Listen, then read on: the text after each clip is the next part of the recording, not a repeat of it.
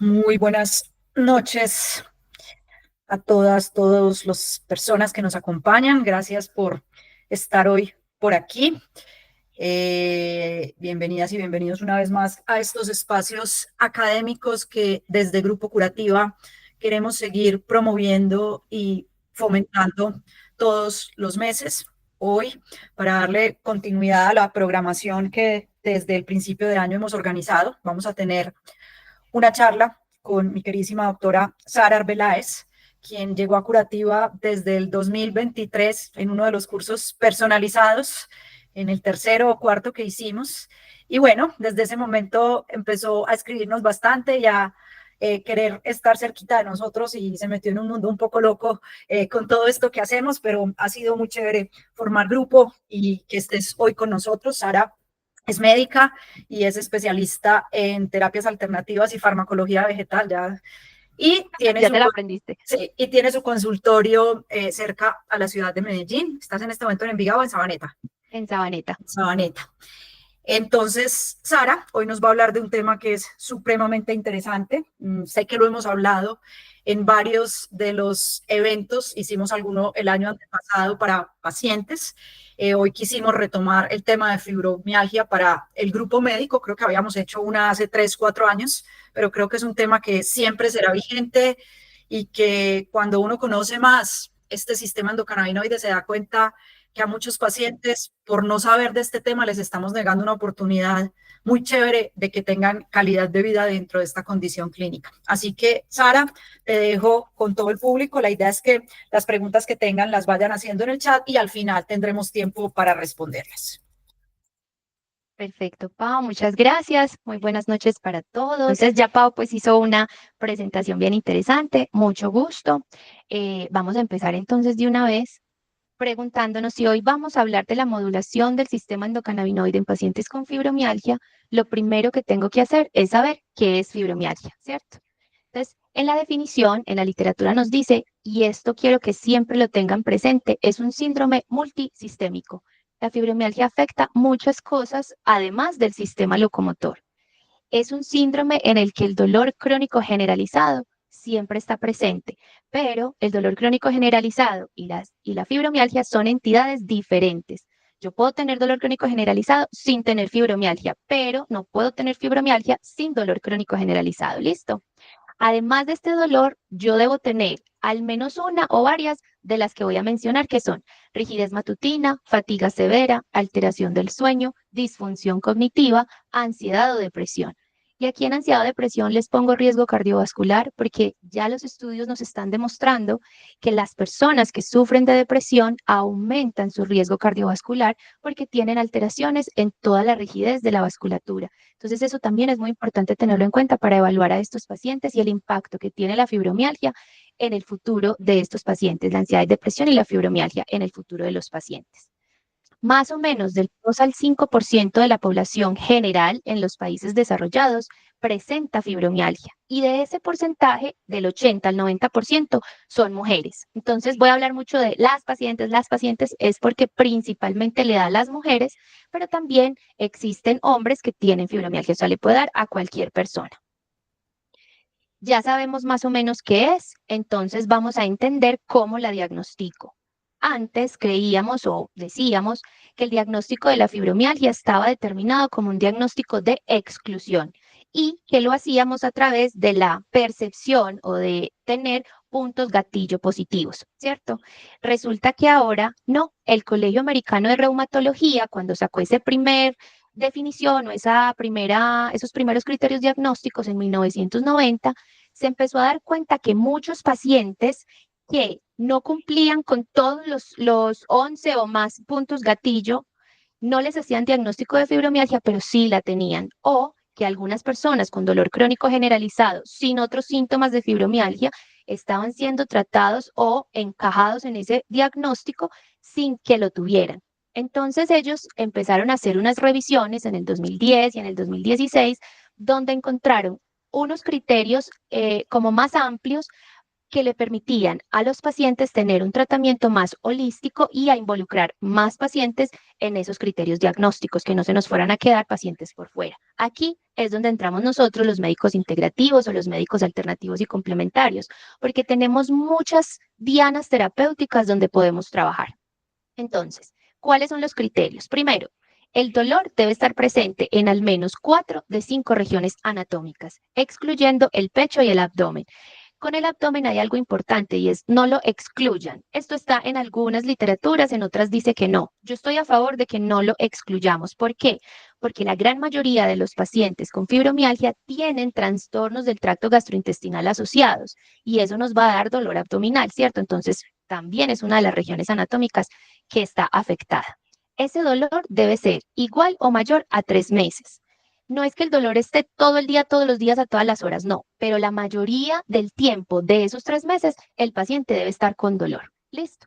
Los síntomas no deben ser explicados por otro trastorno. Y ojo, aquí vuelvo y les digo, no es un diagnóstico de exclusión, porque yo puedo tener fibromialgia y también comorbilidades como ansiedad y depresión, artritis reumatoide, artrosis generalizada, bueno, cualquier otra patología comórbida que esté junto con la fibromialgia. Entonces, si bien sí es importante descartar las otras cosas, hacerle su factor reumatoideo, tomarle sus radiografías, etcétera, etcétera, es importante que si yo encuentro que tiene la artrosis y la artritis, no descarto del todo la fibromialgia, ¿listo? Estas dos escalas que se pusieron a partir del 2010 por el Colegio Americano de Reumatología, que son el índice de dolor generalizado y la escala de severidad de síntomas, son los que más nos van a ayudar a la hora de hacer el diagnóstico de los pacientes. Si yo tengo un índice de dolor generalizado, sus siglas en inglés son WPI, igual o mayor de 7 y una escala de severidad de síntomas mayor o igual a 5, ese paciente podría tener una enfermedad fibromiálgica. O si tiene un índice de dolor generalizado de 4 a 6 y una escala de severidad de 9 o más, también es candidato para hacerle diagnóstico de fibromialgia. ¿Listo? Aquí les muestro más o menos cómo es un índice de dolor generalizado. Se hace la evaluación en los últimos 7 días del paciente. Y miren que acá está dividido izquierda, derecha, ¿cierto? Entonces, en el 1990, el Colegio Americano decía, los puntos gatillo o los dolores o las regiones de dolor tienen que estar tanto en el hemicuerpo superior como en el inferior y tanto en el hemicuerpo derecho como en el izquierdo. En esta ocasión lo que hicieron fue dividir todas esas partes en zonas o regiones del cuerpo. Cada una de estas líneas me da un punto. Y recuerden que si yo tengo más de 4, dependiendo de la siguiente escala que ya la vamos a ver, puedo tener un diagnóstico de fibromialgia. Entonces, si te llega un paciente que tiene dolor en el cuello, en toda la columna y en las caderas, ya ese paciente puede tener criterios para tener una fibromialgia asociada. Entonces, cualquier persona que llegue con dolor, debemos preguntarnos todas estas cosas. ¿Listo?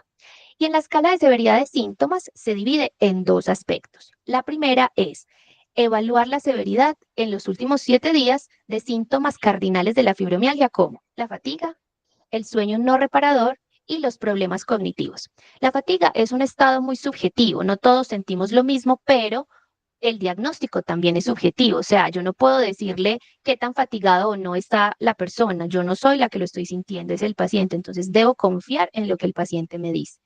El sueño no reparador, ojo, porque son todos los trastornos del sueño, no solamente que yo me duerma toda la noche y que al otro día amanezca cansado, no, es el insomnio de conciliación, el insomnio de mantenimiento, terrores nocturnos de la noche, que yo duerma toda la noche y al día siguiente, a pesar de haber dormido y descansado, esté somnoliento todo el día. Todos esos son trastornos del sueño y ellos todos tienen que ver en esta escala de severidad de síntomas. Y aquí los problemas cognitivos que determinamos como fibroniebla son a veces muy sutiles, pero siempre hay que preguntárselos. ¿Cómo yo detecto una fibroniebla, por ejemplo? La paciente me dice, es que yo antes hacía una tabla de Excel en media hora y ahora me demoro 1 hora y media. Antes yo tenía conversaciones estimulantes académicamente y ya no puedo porque no las entiendo. Ya se me olvidan dónde están las cosas, todo el tiempo estoy distraída, ¿sí? Y como este es un diagnóstico principal de mujeres y de mujeres mayores de 30 años en su mayoría, hay que tener también presente los síntomas de la perimenopausia que también tienen una niebla cognitiva. Entonces, ¿cómo sé yo si es perimenopausia o si es fibromialgia? El dolor asociado, los cambios en la menstruación, la edad, ¿cierto? La irritabilidad, la parte hormonal, porque ellas también pueden tener fatiga o sueño o trastornos del sueño. Entonces, principalmente la diferencia radica en el dolor y los síntomas menstruales. Esta escala se califica de 0 a 3. 0 sin problema, 1 leve, 2 moderado, 3 severo. Y se le da la puntuación de 0 a 12 según lo que la persona presente. Y la segunda fase de la escala de severidad de síntomas es cuántos síntomas físicos acompañantes tiene esa paciente. Acompañantes como qué: dolor abdominal, síndrome de intestino irritable, gastroparesia, gastritis, náuseas, vómito, migraña, cefalea por tensión, cefalea en racimo, cefalea de cualquier tipo, vejiga irritable, nicturia, orino todo el día, me da incontinencia, no puedo aguantar, me duele el manguito rotador, la rodilla, o sea, todos los síntomas asociados que tenga esa persona. Y este también se califica de 0 a 3. 0 no tiene ninguno o un síntoma. 1, algunos síntomas, más de 1. 2, moderado número de síntomas. 3, muchos síntomas. Esto también es como muy subjetivo en el número. No dice 1, más de 3, más de 5. No, es como muy subjetivo según lo que la persona sienta, qué tanto se afecta su estilo de vida o su estado pues de salud general. Y también va de 0 a 12 en total con toda la escala de severidad. Ya con esto y con el índice de dolor, ustedes pueden hacer el diagnóstico bueno, y hacer el trabajo con cada paciente. Bueno, entonces ya sé qué es, ya sé cómo lo diagnostico y es importante, como su síntoma cardinal es el dolor, entonces vamos a hablar o a recordar un poquito la fisiología del dolor. En la fisiología del dolor hay 4 fases principales. La primera es la transducción. ¿Qué es la transducción o qué pasa en la transducción? Yo tengo una noxa, entra por la piel, se activa un nociceptor. Esa es la transducción nada más. Me chuzo ahí, en la piel. Luego viene la transmisión, que es cómo sube el estímulo por las vías espinotalámicas ascendentes, ¿cierto? Neurona de primer orden, va a la neurona de segundo orden en la médula espinal, conecta con la neurona de tercer orden en el tálamo, va a la corteza y pasan las otras 2 fases, que son la modulación y la percepción. En la modulación hay una parte de la modulación que se hace desde la médula espinal e incluso desde la misma piel, donde yo encuentro, pues el cuerpo encuentra la noxa y dice, ay, nos están atacando, vamos a liberar prostaglandinas, acetilcolina, glutamato, bueno, todas las cosas a nivel local. Pero también cuando sube hasta el cerebro, nos empieza a decir, bueno, yo voy a inhibir o amplificar este dolor. ¿Cuáles de los neurotransmisores voy a dar? Y en la fibromialgia, las pacientes tienen una dificultad para modular el dolor. Más adelante vamos a ver una teoría muy interesante al respecto. Y también tienden a amplificar las señales dolorosas. Este síndrome multisistémico, digamos que no hay una cosa, una diana, un receptor que yo les diga, vea, eso está en el receptor tal. No, todavía no lo tenemos tan bien estudiado, pero sí se ha visto que en todo el sistema nervioso central y en la transducción del dolor y en todo lo que es la fisiología del dolor, hay una hipersensibilidad generalizada. Entonces es en dolor físico, pero también en dolor emocional. Entonces estas pacientes tienden a tener reacciones emocionales mucho más grandes de lo que se esperaría en otra persona. Y no es porque sean dramáticas y no es por nada de eso, es porque su sistema amplifica todas las señales dolorosas de forma general. Y por último, cuando ya llego por aquí a la corteza, entonces está la percepción del dolor. Y ahí es donde está la verdadera sensación de dolor o el verdadero dolor aquí cuando llega a la corteza, ¿cierto? Y es la interpretación subjetiva que yo le doy a ese dolor. ¿Y de qué depende? De mi estado de ánimo, de mi cognición, de mi estado emocional, de mi respuesta motora, si soy capaz de retirar o no de la noxa que está pasando, si estoy triste o no. En las vías descendentes, que es el paso que sigue acá, que ya van de la corteza hacia abajo, este mouse no me quiere funcionar, que ya van de la corteza hacia abajo, allí también están todas las integraciones que me van a ayudar a modular ese dolor. ¿Listo? Bueno, ya hablamos de lo macro de la fisiología del dolor. Vámonos a qué hay adentro de esas fibras que transmiten esa señal dolorosa. Acá en el nervio periférico hay diferentes fibras. Están las fibras a alfa y a beta. Las a alfa no las puedo encontrar pues como en la misma imagen, pero están las a alfa y las a beta. Se las menciono porque son importantes y las vamos a ver unas diapositivas más adelante. ¿Qué les digo de estas fibras? No transmiten dolor, transmiten otras señales como tacto, propiocepción, temperatura, entre otras. No se activan por nociceptores, sino por mecanorreceptores y son súper mielinizadas, es decir, es súper rápido la conducción del estímulo. ¿Listo? No me las olviden porque las vamos a ver ahorita más adelante. Y ahora sí hablemos de las que nos interesan, que son las que transmiten el dolor. Las fibras A delta son fibras mielinizadas de una conducción rápida y el dolor que producen es un dolor agudo y muy localizado. Y esto está mayormente mediado por la secreción de glutamato. Y las fibras C, que son amielínicas, tienen una conducción más lenta y producen un dolor crónico y pobremente localizado. Y aquí están mayormente mediadas por sustancia P. Mientras más sustancia P yo secrete, más crónico y más difícil de tratar es ese dolor. Resulta que los estímulos dolorosos se traducen en despolarizaciones eléctricas en las terminaciones de los nervios. ¿Por qué? Porque todo en nuestro cuerpo es bioquímica, ¿cierto? Bioquímica y electroquímica. Entonces, cuando yo tengo despolarizaciones desproporcionadas que no se autolimitan, esto es lo que genera el dolor crónico de difícil manejo.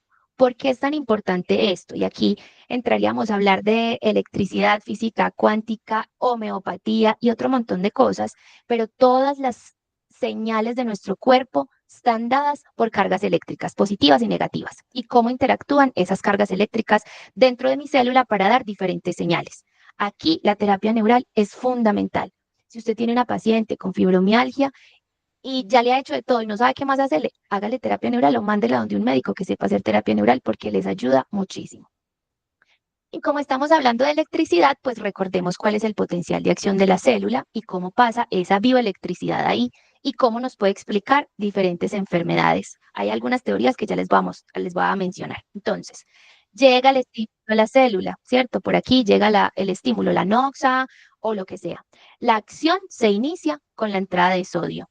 Entonces, normalmente la célula está en un potencial electroquímico entre menos 90 y menos 70 milivoltios. Más o menos esa es una célula normal. Cuando se sale de ahí, hay anormalidades. Esta es una de las teorías que cuando trabajamos con campos magnéticos en personas con cáncer, por ejemplo, o en personas con dolor crónico, lo que se ha visto es que bioeléctricamente esas células están mucho más negativas. Y es por eso, creo yo, para mí es una hipótesis, pero tiene mucho sentido, que algunas medicinas como las plantas, como los campos magnéticos, sepan diferenciar cuál es la célula enferma de la célula buena y que tengan efectos bioquímicos diferentes en la célula mala y en la célula buena. ¿Listo? Bueno, volvamos aquí. Entonces, llega la señal, abre los canales de sodio, el sodio pasa por difusión simple porque hay más sodio fuera de la célula que dentro de la célula, empieza a pasar adentro y la célula se empieza a hacer más positiva. Cuando llega a los menos 55 milivoltios, empieza la despolarización celular. Se activan ahí los receptores de voltaje para abrir más canales de sodio, para seguir positivizando la célula y poderla seguir despolarizando. Cuando ya hace una espiga por aquí y llega a más 30 milivoltios, se cierran los canales de sodio porque dice, ya estoy muy positiva, se abren los canales de potasio para que el potasio salga de la célula para empezar otra vez a hacerse negativa. Si es una célula presináptica, se van a abrir también los canales de calcio. O sea, en todas, pero principalmente en las presinápticas. ¿Y por qué es tan importante? Porque en la neurona presináptica, cuando se abren los canales de calcio, que es un segundo mensajero, va a las vesículas y me dice, ábranse vesículas para que todos los neurotransmisores salgan. Entonces yo puedo mandar glutamato o mandar inhibidores o mandar lo que sea, ¿cierto? Ahí se abren o se da la orden para que se abran las vesículas. La célula sigue sacando potasio, se sigue haciendo otra vez negativa, pero llega un momento en el que hace una hiperpolarización, se pone muy negativa. ¿Y qué dijimos ahorita? Que las células muy negativas también están enfermas. Entonces ella misma se autorregula y dice, estoy muy negativa, necesito abrir mis bombas de sodio-potasio para que devuelvan el equilibrio a mi célula. Así más o menos es el potencial electroquímico de una célula. Y cuando yo tengo alteraciones en cualquiera de estos espacios, voy a tener problemas de dolor crónico. Y también estos espacios pueden ser dianas terapéuticas para otras terapéuticas alternativas. Por ejemplo, en los canales de sodio actúa la procaína y la terapia neural, ¿cierto? Y ahorita vamos a ver que en los canales de calcio también actúa el sistema endocannabinoide. Entonces, bueno, ahí vamos. Ya sé qué es, ya sé cómo la diagnostico, ya me acordé de la fisiología del dolor. Entonces, listo, si tiene dolor, entonces ¿cómo se lo voy a disminuir o eso cómo se modula? En la modulación del dolor, las señales están moduladas, valga la redundancia, por péptidos endógenos, ¿como cuáles? Endorfinas, opioides endógenos, endocannabinoides, norepinefrina, GABA y entre otros a través de las vías descendentes inhibitorias. Entonces, ahorita vimos que hay una injuria del tejido, se genera una inflamación, yo libero mediadores locales, sustancia P, prostaglandina, serotonina, acetilcolina o lo que necesite, se activa el nociceptor, neurona de primer orden, lleva la información por el asta posterior, neurona de segundo orden, subo hasta el tálamo, hasta el cerebro y llego a la corteza y se da toda la interpretación. Y de ahí voy igual para abajo, ¿cierto? Hay que tener en cuenta que estas vías espinotalámicas también pasan a través no solo del tálamo, sino también de la ínsula y de la amígdala y del sistema límbico. Por eso para todos el dolor significa una cosa diferente. A algunos les duele y lloran, otros les duele y se enojan, otros les duele y se ponen tristes o se ríen cuando uno se da en el huesito de la alegría o cuando uno se da en el codo que se ríe, ¿cierto? Todo eso depende de pues mis creencias y mis funciones de mi sistema límbico. Pero eso será como para otra charla y otro día. Cuando ya llega a la vía eferente y pasa por el tálamo, en la sustancia periacueductal se van a liberar los mediadores inhibitorios. ¿Cuáles? Ya los mencioné, opioides endógenos, norepinefrina, endocannabinoides, glicina y GABA. Y aquí, cuando yo tengo un déficit de endocannabinoides, lo que puedo hacer es poner la planta de cannabis para que me ayude con esa deficiencia y desde arriba yo pueda modular la respuesta inhibitoria de ese dolor. ¿Listo? Aquí les puse una agujita y les puse algo que se llama la teoría de la compuerta. A mí esta teoría me gusta mucho y la trabajamos mucho en acupuntura. Esa agujita es de acupuntura. Bueno, no encontré una de acupuntura, pero eso significa. La acupuntura funciona de muchas formas. Hay una teoría que habla de todas las fibras de colágeno, de cómo nosotros enrollamos y soltamos la fascia, etcétera, etcétera. Pero la teoría de la compuerta me parece muy bonita porque, ¿qué dice? Que aquí entre el asta dorsal y el asta medial hay una neurona chiquititica que funciona como una puerta. Entonces ella se abre o se cierra dependiendo de la velocidad en la que llegue el estímulo que sube. Entonces aquí se acuerdan de las fibras a alfa y a beta que vimos antes, que son por mecanorreceptores y que trabajan con lo que es la presión, el tacto, la temperatura, etcétera. Como esas vías van mucho más rápido, la compuerta lo que hace cuando llegan los dos estímulos es que le cierra la puerta al nociceptor, por decirlo así, o le cierra la puerta al dolor, al estímulo doloroso, y le abre la puerta al estímulo del tacto. Es por eso que cuando usted se da un golpe y le va a salir un chichón, usted lo primero que hace es que se soba. Si usted se pega duro en el codo, lo primero que usted hace es coger el codo duro para que disminuya el dolor. Y efectivamente el dolor disminuye. Así trabajamos con la acupuntura. Pero también si yo tengo un gel, un ungüento, una crema que tiene cannabis o que tiene cannabinoides, yo puedo hacer un masaje en la zona de dolor y además de estarle aportando los cannabinoides que también entran por la piel, le voy a estar aportando a esta teoría de la compuerta, haciendo que el dolor disminuya por esa razón que les acabo de explicar. Entonces, a mí me parece muy bonito y por eso se los quise traer. Bueno, ¿y todo esto qué tiene que ver con el sistema endocannabinoide? Pues resulta que el doctor Ethan Russo hace algunos años nos dio una hipótesis en la cual él nos presenta que las enfermedades crónicas como la fibromialgia, la migraña, el síndrome de intestino irritable, entre otras, se deben a un déficit clínico o funcional del sistema endocannabinoide. Y esto es muy lindo porque saca a los pacientes del estigma de tener una enfermedad psicosomática.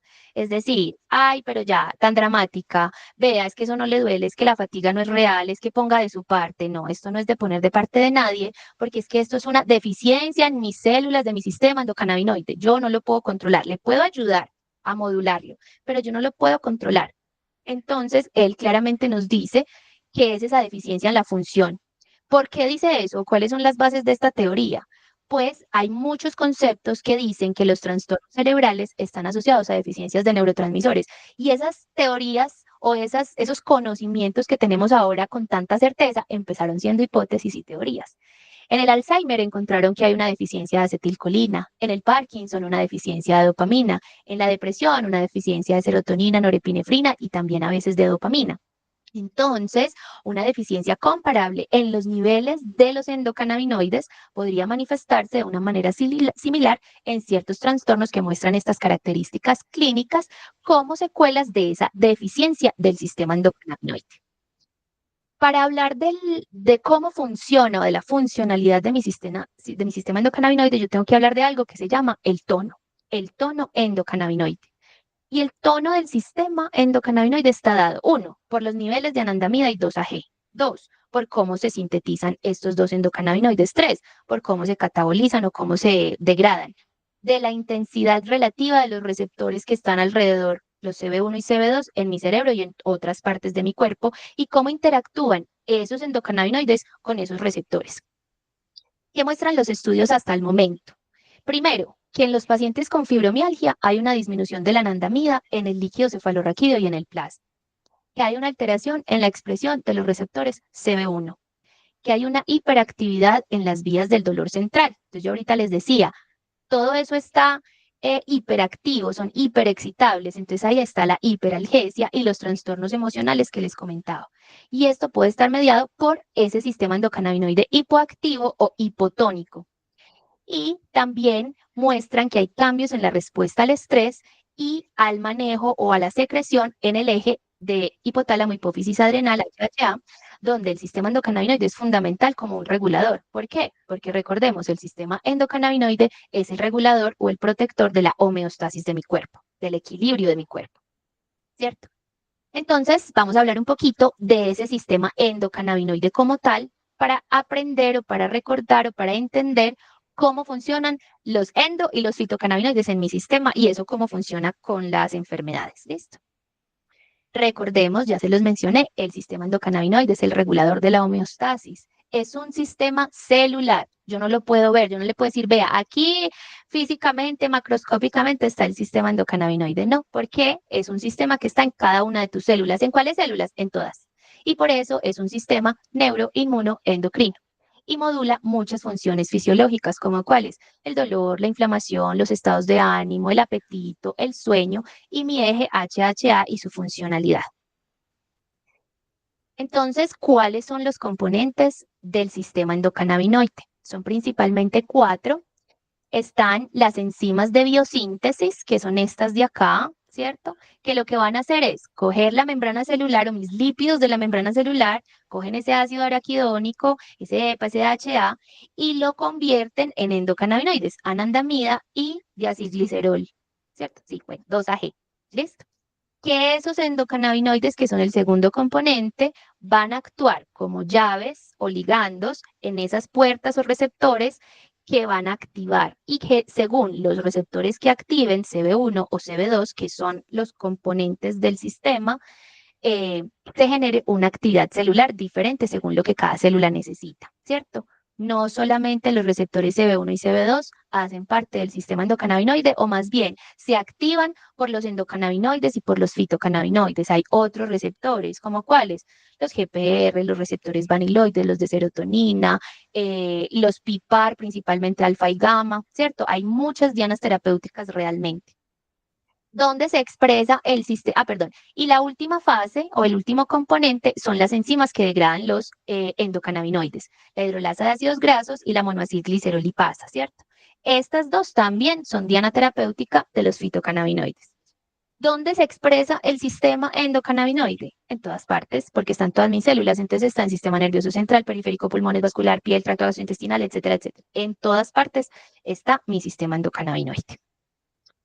Es mucha información, yo lo sé. Entonces vamos paso a paso y qué pasa en cada una de esas partes. La primera parte, vamos a juntar la síntesis y la liberación de esos endocannabinoides. Y aquí les cuento o les recuerdo que ellos, si bien actúan como si fueran un neurotransmisor, en teoría no cumplen todos los criterios de un neurotransmisor. ¿Por qué? Los neurotransmisores están almacenados en vesículas, los endocannabinoides no. Ellos se generan o se crean a través de la necesidad biológica de la célula según los estímulos que tenga. ¿Listo? Para que mis enzimas de biosíntesis las creen, yo necesito 3 cosas. 1, que haya una despolarización neuronal, ya vimos cómo se da y por qué se da. 2, que haya un aumento del calcio intracelular, porque es un segundo mensajero que me dice, vea, hágale ahí, cree endocannabinoides, mande neurotransmisores, llene esto de estímulos. Número 3, la activación de los receptores posinápticos. Si yo tengo mis receptores esperando endocannabinoides, mi célula presináptica va a decir, hey, hay que mandar que esas puertas están allá, pues que se comen una llave, ¿sí? Y las enzimas de biosíntesis lo que van a hacer es coger ese ácido araquidónico, ponerle otros componentes y crean anandamida, que es un agonista parcial de los receptores CB1 y también de los CB2, pero más débilmente, Y la anandamida lo que hace es controlar el tono emocional, el apetito y el dolor. Y también forman, a través del ácido araquidónico más otro componente, el 2-araquidonilglicerol, que es el 2-AG. Este 2-AG es un agonista completo de los receptores CB1 y CB2. ¿Y qué hace? Antiinflamatorio, modula la inmunidad y también hay que tener presente que en algunas personas puede dar hipotensión. Esta tablita me gusta mucho y se las traje porque nosotros creemos que los endocannabinoides solamente son esos dos, o que esos dos son los únicos que tienen algún efecto biológico sobre el sistema endocannabinoide, pero hay unos mediadores lipídicos tipo endocannabinoides que son también muy importantes y que tienen unos receptores terapéuticos diferentes que nos van a ayudar también a modular ese dolor. Entonces están la palmitoiletanolamida, la oleoiletanolamida, y me disculpan el trabalenguas, y la esteroiletanolamida, PEA, OEA y CEA, ¿cierto? Cada uno de estos componentes me va a activar unos receptores específicos y me va a generar un efecto biológico diferente. Entonces, si yo actúo los PPAR alfa y los GPR55, voy a tener analgesia, antiinflamación, antialérgico, neuroprotector. PPAR alfa, los GPR119 y los vaniloides tipo 1, supresor del apetito, regulación del peso corporal, analgésico, antiinflamatorio. Y esta última parte todavía no está como muy bien demostrada, pero la teoría va hacia ese aspecto, que el SEA activa los PPAR gamma y que con esto produce antiinflamación y es neuroprotector, pero todavía los mecanismos exactos por los que lo hace no están bien dilucidados, entonces necesitamos más estudios. Vamos a la siguiente parte del sistema endocannabinoide, los receptores. ¿Dónde están los receptores CB1 y CB2? En el sistema nervioso central, mire todo esto, en todas partes, en la corteza somatosensorial, prefrontal, en la amígdala, en el hipotálamo, en el tálamo, en el hipocampo, en todas partes.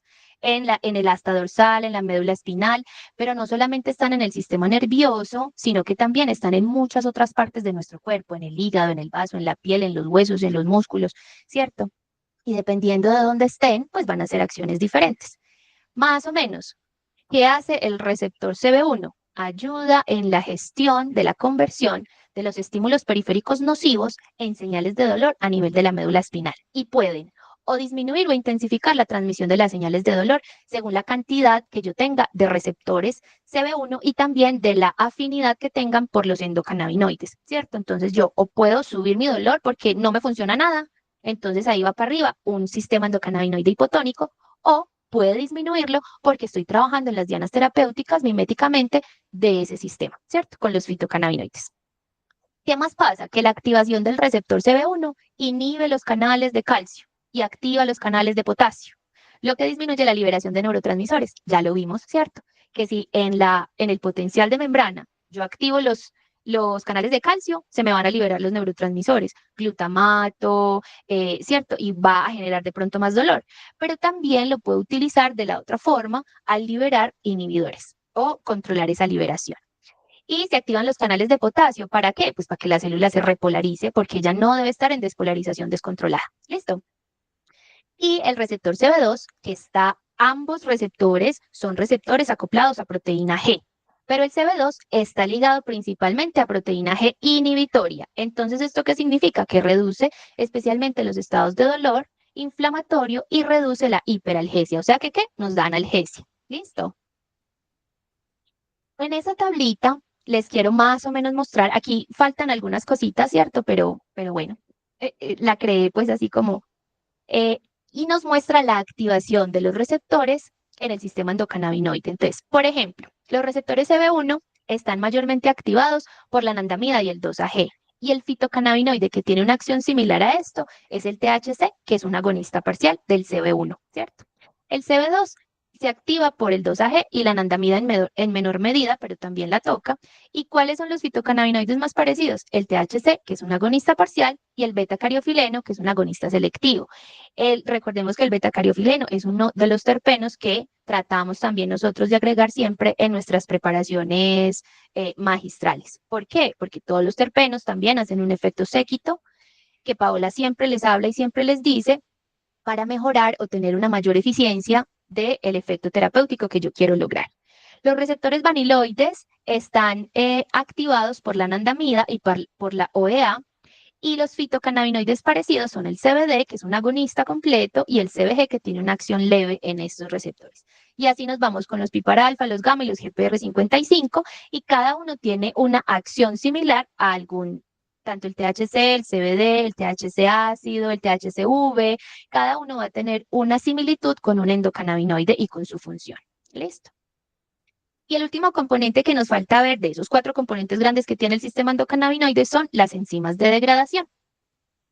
Entonces, las enzimas principales de degradación son la hidrolasa de ácidos grasos y la monoacilglicerolipasa, ¿cierto? La hidrolasa de ácidos grasos degrada principalmente la anandamida. ¿Qué hace o qué fitocannabinoide me puede modular eso? El CBD inhibe la hidrolasa de ácidos grasos, el CBG también, y en menor medida el THC. ¿Qué hace esto? Aumenta la anandamida. ¿Y qué pasa si yo aumento la anandamida? Tengo menos dolor, reduzco la inflamación, mejora mi estado de ánimo, aumenta un poco mi apetito, ¿sí? Y la otra, que es la monoacilglicerolipasa, que es la que degrada el 2-AG, es inhibida parcialmente por el CBD, el THCV y también el THC. ¿Qué hacen cuando se inhibe? Pues aumenta el 2-AG. ¿Y esto qué me produce en el cuerpo? Un efecto analgésico, un efecto antiinflamatorio principalmente. ¿Listo? Entonces ya vimos todo lo que es el sistema endocannabinoide, más o menos cómo es su fisiología, ¿cierto? Entonces ahora vamos a hablar de los fitocannabinoides, es decir, toda el arsenal terapéutico que tengo en una sola planta. ¿Qué hacen los fitocannabinoides? Suplen el déficit de endocannabinoides, hacen un efecto mimético, es decir, son muy parecidos a los endocannabinoides. Por eso es como si me falta vitamina D, pongo vitamina D. Me faltan endocannabinoides, pongo fitocannabinoides. ¿Qué más hacen? Modulan la actividad de los receptores CB1, principalmente el THC, y CB2, principalmente el CBD. ¿Qué más hacen? Inhiben las enzimas como la hidrolasa de ácidos grasos. ¿Quién? Principalmente el CBD. ¿Qué hace? Aumenta los niveles de anandamida, que ya vimos biológicamente qué efectos representa en mi cuerpo. Y también regulan la neuroinflamación, el dolor y el sueño. ¿Esto qué nos dice? Que los fitocannabinoides son una vía terapéutica para restaurar la homeostasis de mi cuerpo o el equilibrio de mi cuerpo. Esta es una diapositiva muy bonita, adaptada de una de las charlas de la doctora Cristina Sánchez, en donde muestra cómo la neurona presináptica se conecta con la posináptica y qué pasa en esa hendidura sináptica, ¿cierto? Para yo tener una neuromodulación. Entonces, miren acá, el THC es el que menos vueltas tiene que dar para hacer su función, porque él llega directamente al receptor CB1. Cuando toca el receptor CB1, este da algunas señales. Primero, puede ser que aumente o disminuya el calcio, sí, y activa los canales de potasio para la despolarización, todo lo que ya vimos, ¿cierto? ¿Y qué hace? Si yo disminuyo la cantidad de calcio que entra por acá, no se da la liberación de estas vesículas, entonces el neurotransmisor puede que se dé o no se dé. Si hay glutamato, entonces yo no lo mando. O si, por ejemplo, es un GABA, entonces yo lo abro para que pueda hacer su función. Y el CBD funciona de unas formas diferentes, tiene muchas dianas terapéuticas, pero una de las principales es la inhibición de la hidrolasa de ácidos grasos, que como vimos ahorita degrada la anandamida. Entonces, si yo tengo mayores niveles de anandamida, voy a mejorar toda la parte de dolor. Más o menos así es lo que pasa en una sinapsis con respecto a los fitocannabinoides. Entonces, ¿yo cómo voy a modular mi sistema endocannabinoide? Listo, le doy fitocannabinoide. ¿Y qué más? ¿Y qué más le digo a la paciente que haga? Primero, una buena dieta. Si yo tengo un buen aporte de grasas saludables, de lo que se va a conformar mi membrana celular, que es de donde salen los endocannabinoides, va a ser sana. Y si yo tengo eso sano, van a ser unos endocannabinoides eficientes y suficientes, ¿cierto? ¿Qué más? Ejercicio físico, por lo menos 30 minutos 3 veces por semana, ojalá más, y que sea un ejercicio completo donde haya cardiovascular, fuerza y estiramiento. ¿Qué más tengo que hacer? Garantizar una buena salud mental y emocional. Entonces, mindfulness, meditación, psicoterapia, bueno, todo lo que quieran ahí, que garantice que mi salud física, mental y emocional esté apropiada. Y los fitocannabinoides, que ya los vimos. Vamos a recordar un poquito. El THC es un agonista parcial de los CB1 y CB2. ¿Qué produce? Analgesia, mejora el sueño y el estado de ánimo. El CBD es un inhibidor de la hidrolasa de ácidos grasos, o sea que aumenta los niveles de anandamida, ¿cierto? Y tiene muchos otros blancos terapéuticos que generan ¿qué? Antiinflamación, ansiolisis y mejoran el sueño. El CBG es un agonista parcial también de los CB1 y CB2, funciona muy similar al THC, es neuroprotector, estimula el apetito y bueno, es similar al THC. Entonces, ¿cuál es el resultado terapéutico de modular ese sistema endocannabinoide? Que hay una restauración del tono, que ya vimos que estaba hipotónico, entonces le subo el tono y eso genera un alivio del dolor, una mejora del sueño, una reducción de la fatiga y muchos otros beneficios. Mejora del estado de ánimo, etcétera, etcétera. ¿Qué muestra la literatura hasta el momento? Entonces, acá les quiero mostrar una tablita de una herramienta muy chévere que le pueden preguntar a Alex para poderse suscribir y todo, que se llama Canaquis. En Canaquis, cuando tú buscas, por ejemplo, por condición clínica, él te va a mostrar cuántos estudios totales existen de esa condición con sistema endocannabinoide, ¿cierto? O con medicinas como los fitocannabinoides. Entonces, en este caso, por ejemplo, hay 63 estudios en totales y te dice cuáles son estudios primarios, cuáles son estudios secundarios y qué tipo de estudios eran. Entonces, habían 3 metaanálisis, 5 dobles ciegos, 7 ensayos clínicos, 22 revisiones de metaanálisis y un estudio en animales. ¿Qué más nos muestra esta tablita? ¿Cuáles son los datos clínicos de la dosis? De todos esos estudios, solamente 6 decían cuál era la dosis de los medicamentos. Y aquí es donde está el vacío más grande. Muchos de los estudios dicen cosas muy positivas, pero no nos dice cuánto le dieron al paciente, ni de THC, ni de CBD, ni de terpenos, ni de si sí tenía o no tenía, cómo hicieron el preparado, etcétera, etcétera. Entonces aquí se nos abre una posibilidad muy grande a nosotros para poder investigar y poner esas dosis en esos estudios.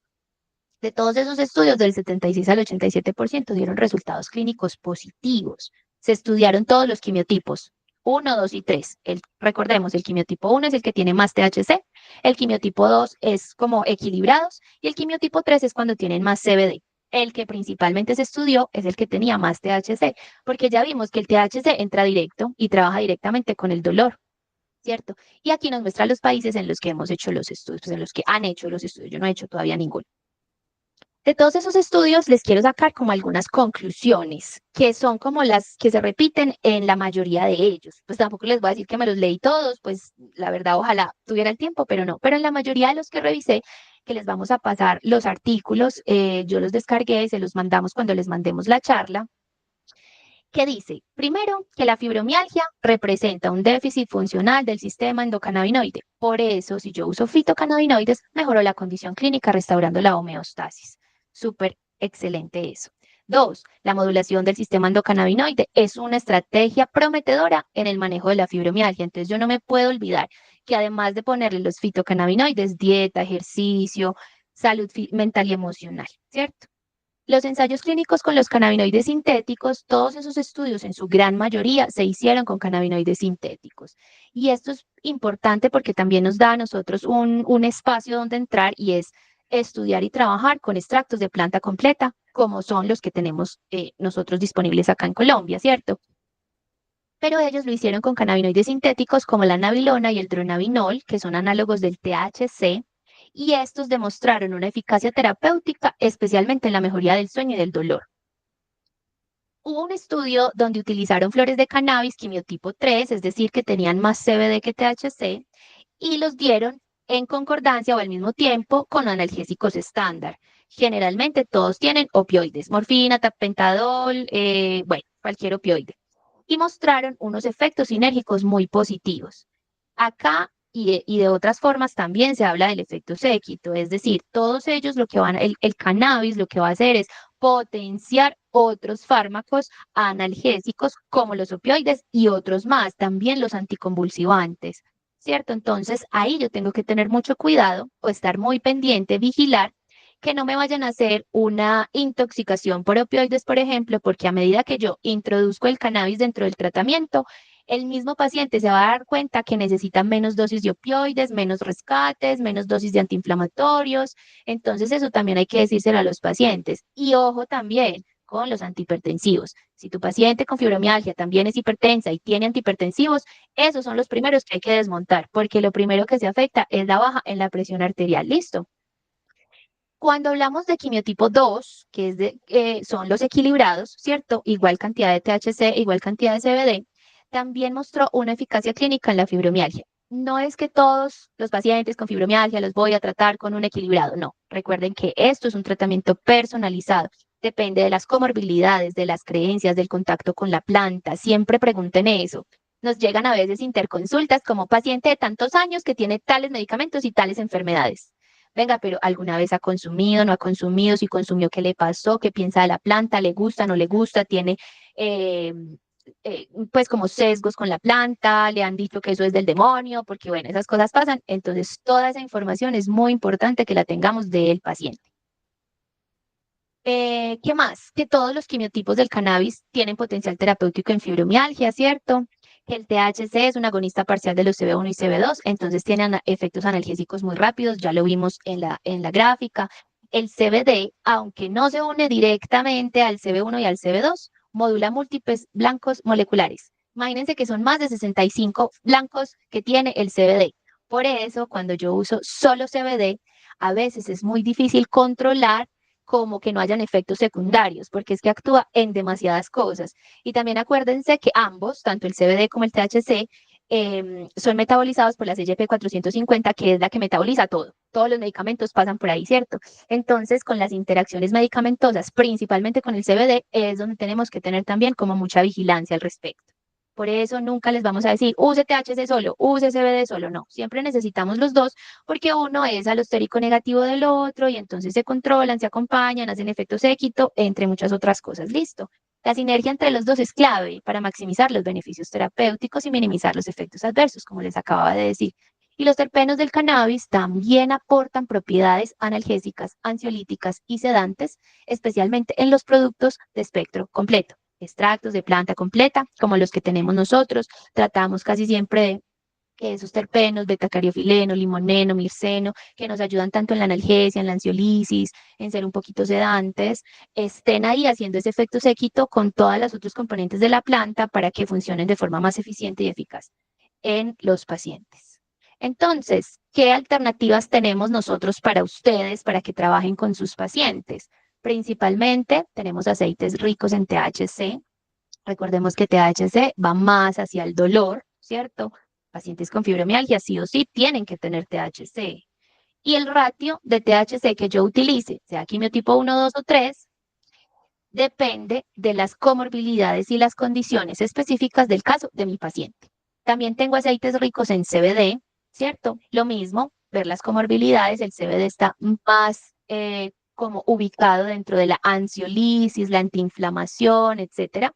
Y tenemos otros preparados que son el THC hidrosoluble, que como su nombre lo indica, se diluye en agua, el CBD hidrosoluble. En este caso usamos siempre los dos junticos en los diferentes ratios. ¿Por qué los tenemos así separados? Porque tú puedes cambiar de ratio durante el día. El tono del sistema endocannabinoide cambia día con día y momento a momento. Entonces, por la mañana yo tengo un tono, al mediodía tengo otro, por la noche tengo otro, hoy tengo un tono, mañana tengo otro tono. Entonces, estos hidrosolubles nos permiten mucho como jugar, pues no es jugar, pero es como cambiar los ratios durante los días según lo que el paciente me vaya diciendo de cómo se va sintiendo.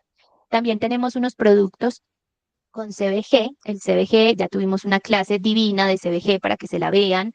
Está ahorita muy, o sea, lo estamos estudiando mucho más, nos ha mostrado grandes potenciales en dolor, en inflamación, en cáncer. Entonces esos productos vienen con THC, con CBD y con CBG. Y hay otros que son los equilibrados, que son los que tienen la misma cantidad de THC que CBD, que son el quimiotipo 2. Recuerden, si no saben por dónde empezar, empiece modulando el sistema endocannabinoide. Usted no sabe qué hacer, por lo menos dígale, buena dieta, ejercicio y salud física y mental. Ahí empezamos la modulación del sistema endocannabinoide y luego los fitocannabinoides según las comorbilidades del paciente o todo lo otro que me cuente. Muchísimas gracias y estamos aquí para acompañarlos en su proceso y orientarlos cuando los necesiten. Listo. Sarilla, muchas gracias por la conferencia. Yo quiero empezar leyendo una frase que me leí en estos días, leyendo un libro porque estoy volviendo a retomar toda la historia de todos los profes en esto y dice, esta es una frase realmente del profesor Santiago Ramón y Cajal, y él decía, el mayor honor para un maestro no es formar discípulos para que le confirmen sus afirmaciones, sino preparar eruditos que le superen en sus conocimientos y sean capaces de corregirle sus equivocaciones. Yo quiero decirte hoy, algún día alguien me regañó que porque yo a veces expresaba muchas cosas de mis profes, pero nosotros les damos duro a los profes y a los médicos y creo que lo que tenemos que empezar a hacer es hablarle bien a los profes y a los médicos, que también hay gente que hace las cosas muy bien. Tu clase me pareció maravillosa. He visto muchas clases de esto y la verdad es que pasar de ese repaso tan grande me pareció muy, muy, muy bonito. Y cada vez que veo una clase en esto, me emociono más en todas las opciones que tenemos cuando aprendemos a modular el sistema endocannabinoide. Y lo primero que tenemos que hacer para aprender a modularlo es conocerlo.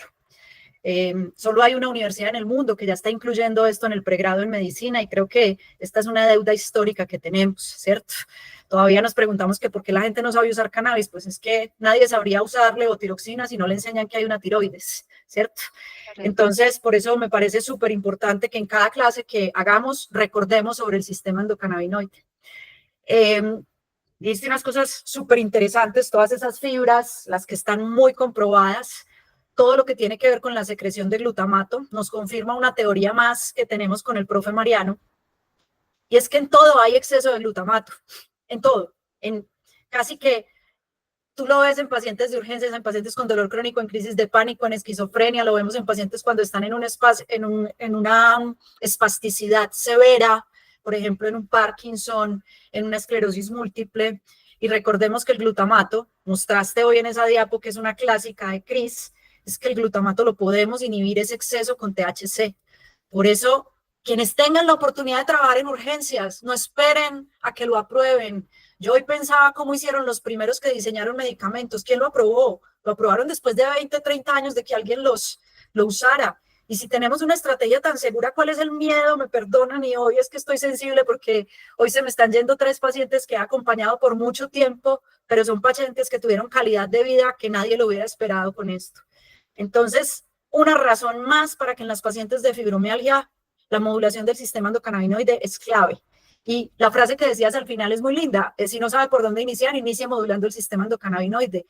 Y eso engloba la frase de Hipócrates de si no sabe por dónde empezar, inicie por el intestino. Y es que acordémonos que el sistema endocannabinoide incluye toda la microbioma y todo el intestino. Entonces, ahí estamos invitando a que modulemos todo. Mencionaste la hipótesis del profe Itan Russo, que su primera publicación es del 2013, hace la revisión en el 2016. Y yo tengo una teoría más, y yo propondría de la hipótesis de la deficiencia del sistema endocannabinoide a la alteración del sistema endocannabinoide en todas las enfermedades crónicas. Y eso también nos da una puerta inmensa.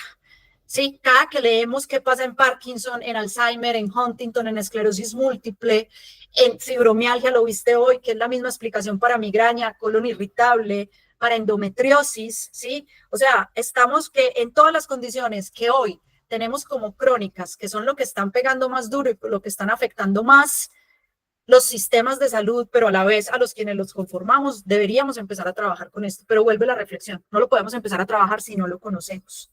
Entonces, es súper interesante lo que dijiste. José Pablo, que es alguien que se conecta, estaba muy feliz, pero tuvo que irse alguien de Costa Rica. En Costa Rica están muy felices porque acaban de darles ya la vía libre para el uso del THC, ¿sí? Esperemos que no sea como aquí, que la tenemos libre desde el 86 y todavía la gente no sabe que lo puede usar y que podemos trabajar esto con los pacientes. Entonces, Sarilla, mil gracias. La verdad es que la charla me encantó y no lo digo porque no. No sé si alguien tenga alguna pregunta, si Mariano quiere agregar algo por ahí, que creo que confirma muchas de las teorías que vamos teniendo nosotros. Pues añado algo, ya que estoy. Muy buenas noches a todas y todos. Sara, buena presentación. Siempre Gracias, se aprende si la presentación es competente. Gracias, cariñete. Al final, me da igual el diagnóstico. Me da igual. Al final, con el paso del tiempo y de tratar muchos pacientes, me da igual. Es interesante el diagnóstico si tenemos un remedio específico, pero la mayoría de la industria no nos ha aportado esto, sino probablemente más problemas que esto. Entonces, ¿por qué os comento esto? Porque vamos a los síntomas. Esto lo hemos repetido durante años y años y años. Vamos a la sintomatología, ¿vale? ¿Qué tiene el paciente? ¿Por qué me consulta? Puedo impactar, y ahora diré otra cosa, en cualquier condición patológica se puede impactar de manera positiva, muy probablemente.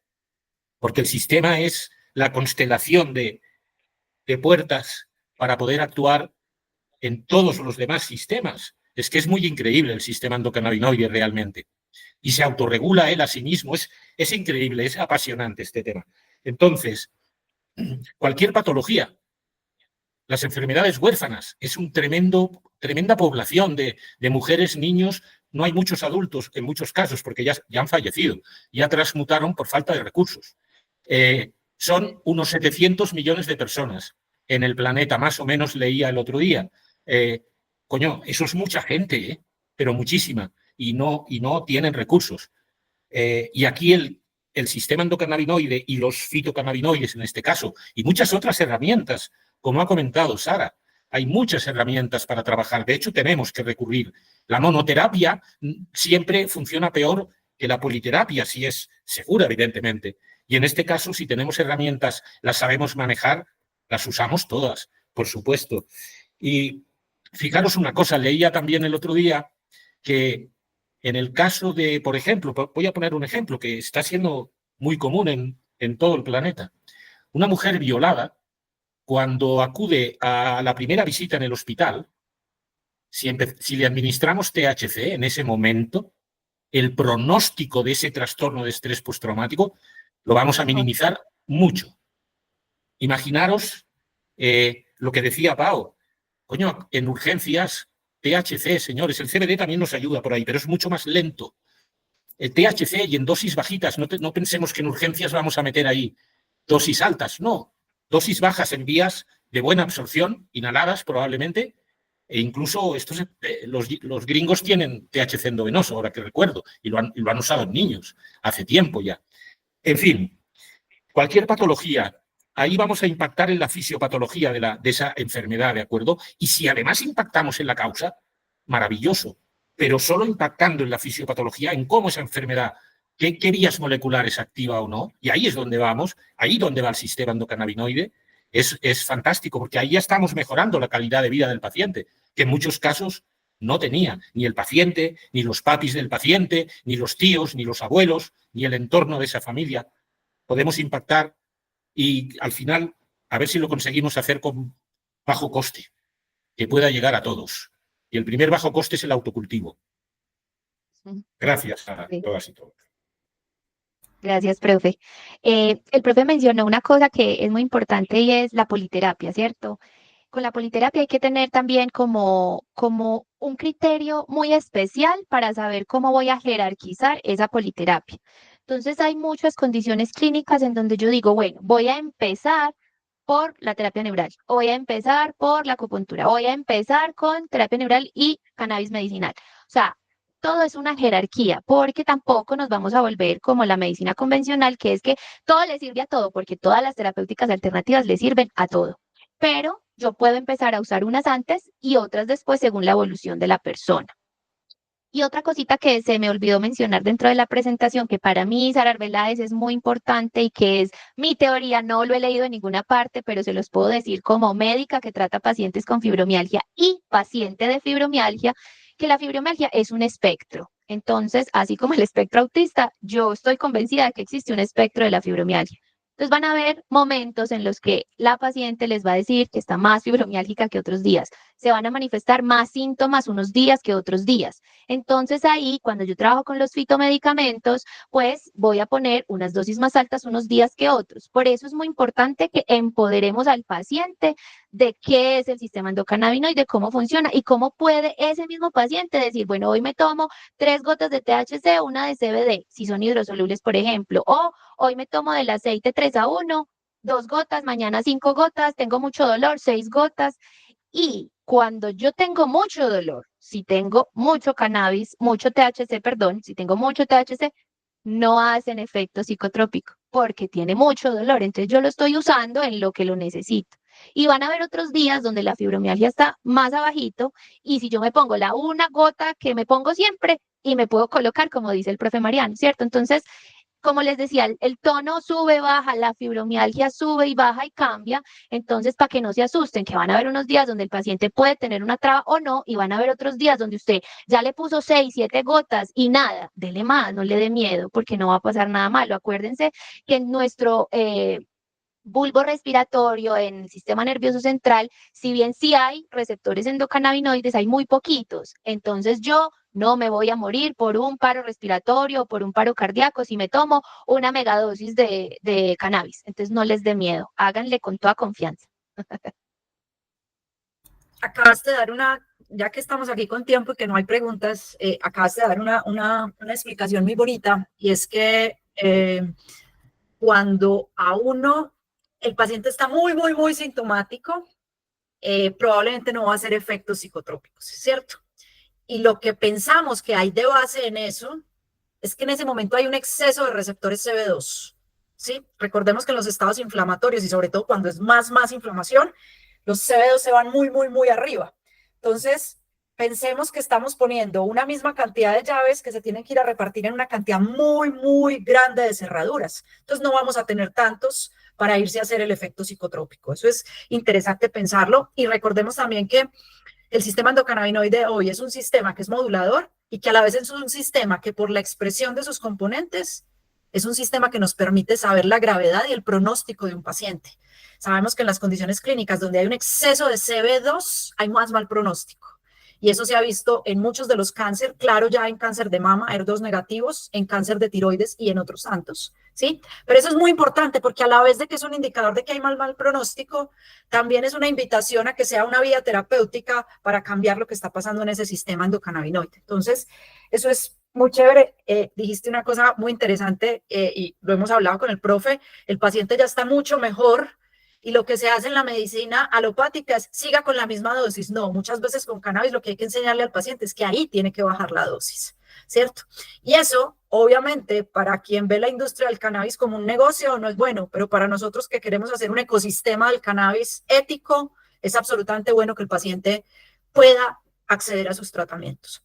¿Cuál es la otra gran ventaja de usar extractos de planta completa? Que se necesitan muchas menos dosis, porque es que no se nos olvide que solo con modular el sistema endocannabinoide ya estamos haciendo una politerapia, porque estamos yendo con muchos principios activos que tiene esta planta y estamos tocando cuántos receptores. Lo dijiste con CBD, tiene más de 65 dianas terapéuticas.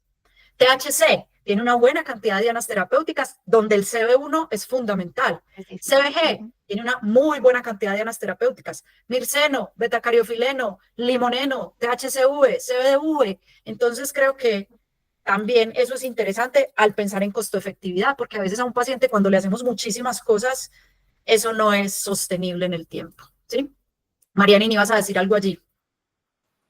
Pues sí, quería comentar directamente el tema de la traba. Aparte de lo que han comentado mis doctoras, os voy a describir la traba de la última paciente que he visto aquí, que he podido ayudar acá en mi casa, además. Mirar, cuando yo vía inhalada mediante nebulización con los productos hidrosolubles, sí, podemos administrarlos por vía inhalada. El efecto aparece en 4 o 5 minutitos, ya tenemos efecto. ¿Cómo lo noto? Y lo notamos en los ojos. Es muy curioso cómo cuando el THC llega en determinada cantidad al sistema nervioso central, no sé explicar por qué, pero cambian los ojos. Y la paciente, una paciente joven, madre de 2 hijos, colombiana, residente en Boston, la tierra del hombre naranja, del presi naranja, y ¿qué me dijo? Mariano, mira, estoy muy tranquila, había un tema de ansiedad, por eso opté por esa vía. ¿Qué le administré? Le administré el equivalente a 5 miligramos de THC, ya había probado el cannabis, y 10 miligramos de CBD, ¿de acuerdo?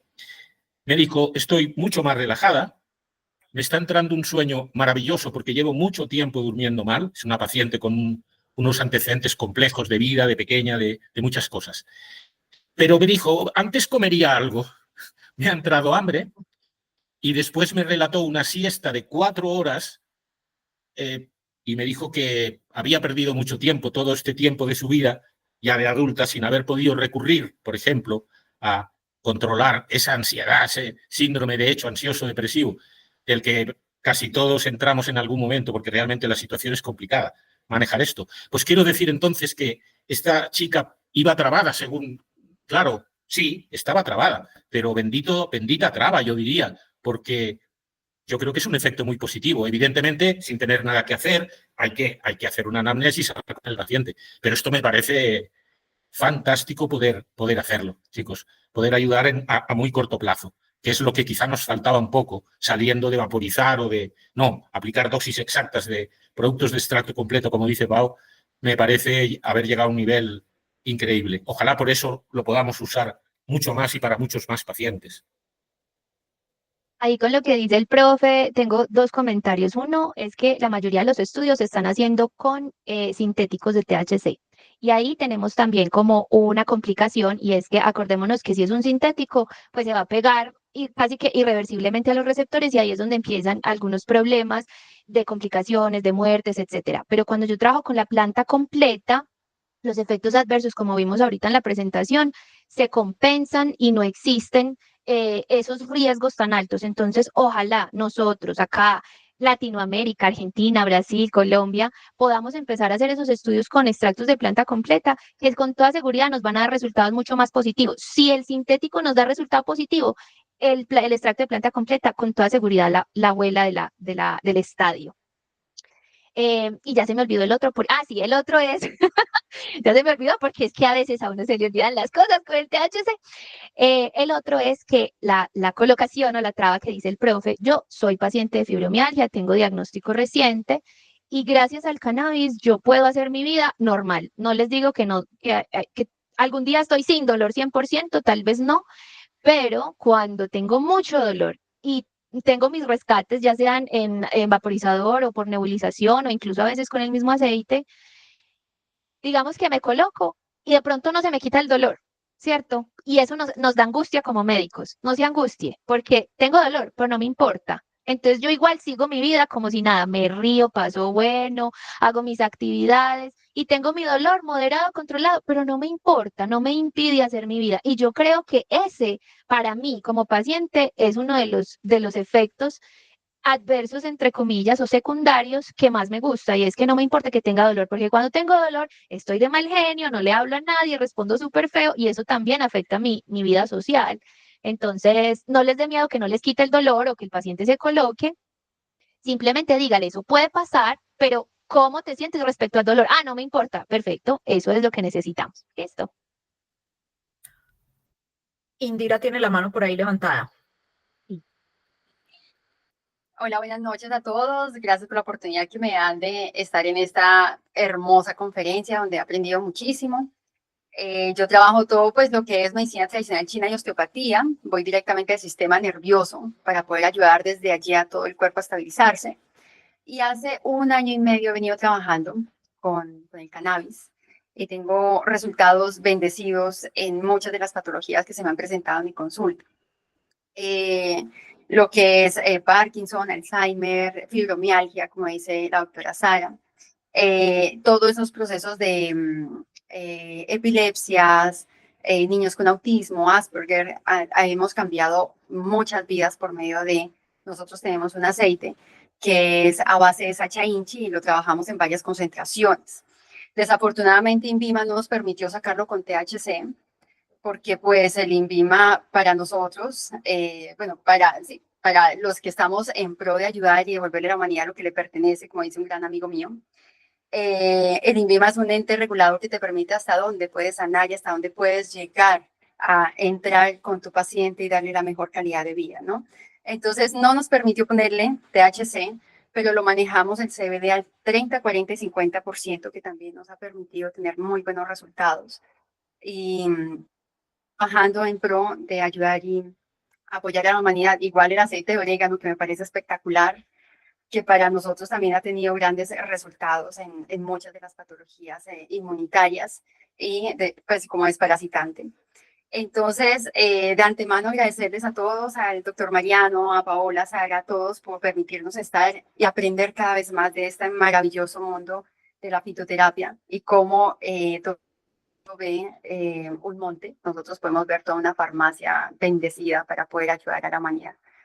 Estoy atenta a cuando hayan clases, conversatorios, conferencias, ahí me van a tener. Tengo mi correo electrónico allí y espero me permitan seguir disfrutando de ustedes y de su gran conocimiento. Gracias. Claro que sí, gracias a ti, Indira. Gracias, Indira. Hay más preguntas por aquí para ir en unos mensajes finales y parece que no. Bueno, algo que quieras para cerrar, Sarilla, ya para darles unos mensajitos finales. No, yo creo que para cerrar es muy importante no subestimar lo que nos dicen los pacientes. Hay cosas que tal vez nosotros no entendemos todavía desde la fisiopatología, pero que si tú ves en tu experiencia clínica que el CBD, el THC, los fitocannabinoides o los fitomedicamentos me funcionan, hágale. O sea, hay que empezar a hacer medicina del mundo real, como nos dice Pau, y empezar a publicar esas cosas, porque eso nos va a permitir, todos los medicamentos empezaron así. En algún momento el opio estaba prohibido, la atropina estaba prohibida, pues la tropa belladona estaba prohibida, o sea, era el satanismo y esas son brujas que hacen menjurjes con esas plantas. Bueno, y de eso salieron un montón de cosas positivas, entonces seamos nosotros también quienes rompemos esa rigidez y que empezamos a hacer un nuevo viaje, una nueva investigación acerca de todas estas cosas. Y que el cannabis es lo mejor. Y muchas gracias por escucharme. Cerrar un par de cosas. La charla de CBG estaban preguntando, estamos todas las charlas montándolas en el canal YouTube de Curativa. Ya está montada la de CBG y hay otras que se hicieron el año pasado. Esta se montará muy pronto, así como ahí también en el canal tenemos videos. Tenemos estas charlas que nos gusta. Yo soy de formato de charlas largas. A mí cada vez me gustan más las conferencias largas porque me permiten ir a la profundidad, aunque la generación que me sigue no lo piensa así, pero se irán convenciendo con el tiempo. Pero también está el formato de cosas corticas para que lo puedan ir mirando algunos temas. La idea es que vayamos actualizando todos los meses el canal de YouTube para que lo vean y también comenten y sugieran temas. Cada vez surgen más temas en la modulación del sistema endocannabinoide que no sé cuántas vidas más necesitaremos para aprender más de este cuento. También les dejo la invitación. El 15 de mayo empezamos un diplomado con la Universidad de las Fuerzas Militares en Ecuador. Si les interesa, por favor, escríbanos que como Grupo Curativa tenemos un descuento para quienes lo quieran hacer. Dentro de los profes del diplomado está Sara, está el profesor Itan Russo, del que hablamos hoy, está también la profe Cristina Sánchez, estoy yo y somos 40 profes de 13 países, donde queremos que esto se siga conociendo cada vez más y llegue realmente a más gente. Indira, invitadísima todos los últimos jueves del mes, es la charla que hacemos para todo el tema de humanos y los últimos lunes del mes de veterinaria. Cada vez me convenzo más que quiero asistir a las dos, no solo porque coordino en Curativa, sino porque por cosas de la vida terminé viendo mamíferos no humanos, como dice el profe. Así que están muy, muy, muy invitadas. Y así como traje hoy a Ramón y Cajal, y por lo que decía hoy Indira, traigo a una de mis grandes maestras que escribió un libro que se llama Ética de la Ilegalidad. Lo menciono mucho, Indira, y hoy lo quiero mencionar contigo. Todos los productos de Curativa tienen THC y por eso no tengo INVIMA. Y hasta que no cambie INVIMA, pues Curativa seguirán teniendo INVIMA, porque para mí está primero la ética y después está la legalidad, porque lo que es legal no significa ni que sea justo ni que sea ético, simplemente significa que sea legal para el que hace la ley, y en general el que hace la ley no es ni ético ni es justo. Entonces, que hagan lo que quieran por allá arriba. Ya hemos pasado miles de procesos, pero todos nosotros hemos prescrito medicamentos que matan a la gente y simplemente porque tienen INVIMA y FDA nos sentimos tranquilos. Prescribamos cosas que sabemos que no van a matar a nadie, así no tengan permiso. ¿Qué nos pueden hacer si lo que estamos haciendo es brindar calidad de vida y ayudando a la gente? Recordemos para qué estudiamos medicina, no estudiamos para cumplir la ley, estudiamos para ser éticos y ayudar a las personas, y lo hacemos como lo tenemos que hacer. Así que gracias por estar hoy con nosotros. Los esperamos a quienes quieran acompañarnos este lunes, que estaremos hablando en veterinaria del tema de dolor, y la charla del mes de mayo, finales, creo que es dolor neuropático. Quisimos hacer todo el primer semestre, todo el bloque de dolor, y en fibromialgia hay mucha evidencia, pero dolor neuropático es el que más tiene de la evidencia que les gusta a mis colegas, que es la medicina basada en la evidencia. Tiene mucha de esa, y si tiene de esa, sí que tiene de esta otra. Así que las y los esperamos y gracias por estar hoy aquí con nosotros.